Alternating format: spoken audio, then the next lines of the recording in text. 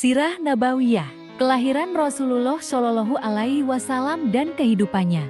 Kewaspadaan orang-orang Yahudi terhadap Rasulullah. Ibnu Ishaq berkata, Asyim bin Umar bin Qatadah bercerita kepadaku, yang bersumber dari beberapa orang kaumnya yang berkata, sesungguhnya faktor yang membuat kami tertarik memeluk Islam, selain rahmat dan petunjuk Allah, adalah karena kami mendengar beberapa perkataan orang-orang Yahudi.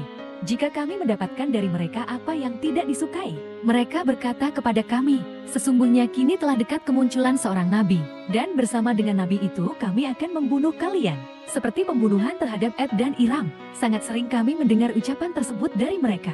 Ibnu Ishaq berkata, Syalih bin Ibrahim bin Abdurrahman bin Auf bercerita kepadaku dari Mahmud bin Labid, saudara Bani Abdu al-Ashal dari Salamah bin Wakasi. Salamah salah seorang yang terlibat pada Perang Badar. Kami memiliki tetangga seorang Yahudi di Bani Abdu al-Ashal. Mereka berkata kepada orang Yahudi itu, sialan sekali kau fulan, lalu apa tanda-tandanya? Yahudi itu berkata, Nabi yang diutus dari negeri-negeri ini, sambil menunjuk dengan tangannya ke arah Mekah dan Yaman.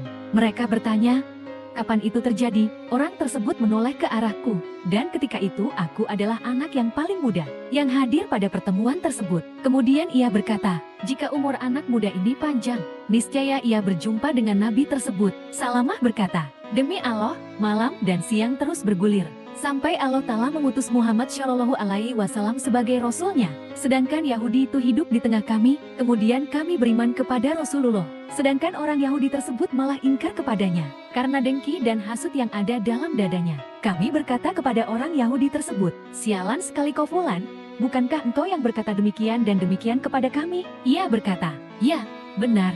Namun Nabi itu bukanlah yang kami maksudkan. Pada saat Rasulullah Shallallahu Alaihi Wasallam mengepung Bani Quraisyah, anak-anak muda yang dulunya masih anak-anak tersebut berkata, wahai Bani Quraisyah, demi Allah, inilah Nabi yang diceritakan Ibnu Al-Hayyaban kepada kalian. Mereka berkata, tidak, bukan dia. Mereka berkata, demi Allah, dialah Nabi itu dengan semua ciri-ciri yang dimilikinya. Mereka pun lalu masuk Islam. Lalu darah, harta, dan keluarga mereka terlindungi.